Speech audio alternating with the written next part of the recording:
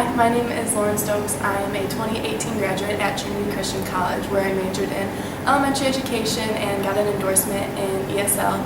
For my first student teaching placement, I was in a first grade classroom in a public setting at Ridgelawn Elementary in Chicago Ridge, and then for my second, I was in a second grade classroom in a Christian setting at SPH in Jakarta, Indonesia. This showcase video is going to show a few of those highlights throughout those experiences. Enjoy! Every Tuesday and Thursday, there is an hour-and-a-half time slot where the second and third grade students go to their RTI groups.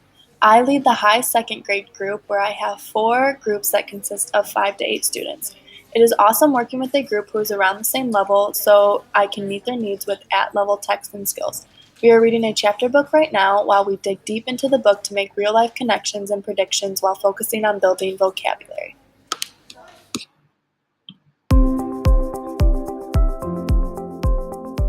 For this math lesson, the students are learning with partners to discover the relationship between addition and subtraction for the start of their subtraction chapter.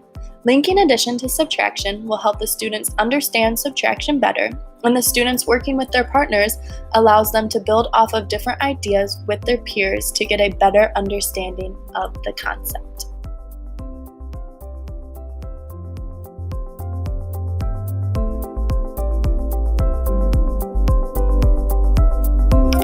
For this science lesson, the students were conducting their own research about beach habitats. We drew a tree map in the beginning of class that allowed the students to get an idea of how I wanted them to organize the information they found. I set up 4 stations around the room. There was 1 research station with pictures of things you would find at the beach. Then there was an article station, a mini book station, and then a textbook station. It is great for the students to discover their own things through research rather than me telling them everything about a beach habitat.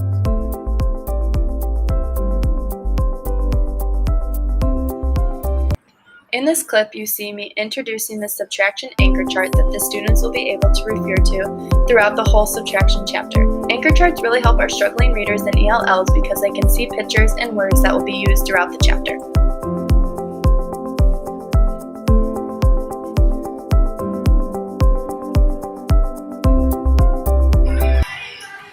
In math, the students were learning about drawing arrays, and they were having trouble remembering that the groups go down and the items go across. I used a song they were familiar with, Shake It Off by Taylor Swift, to help them remember this. We would sing this before every lesson, and it turned into our end of the day song for students to remember how to draw an array.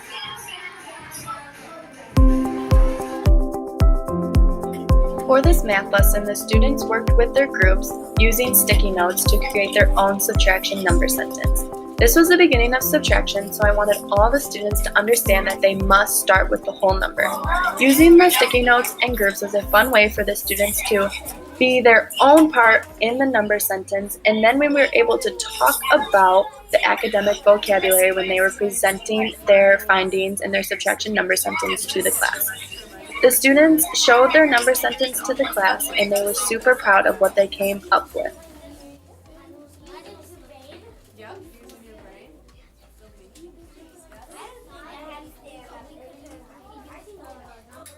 Minus 5 equals 3. 3. Show it. Does that look right? 8 Yeah. minus 5 equals 3? Yeah. Who can tell me what number, why did they start with the biggest number? Oh, you good, Tony? Listen, Buddha? So they can have more numbers. Yeah, so they can have more numbers because, Buddha, if I were to start with 5, can I take away 8 from that? No. So that's why they started with their biggest number. You guys did an awesome job. Claps for them.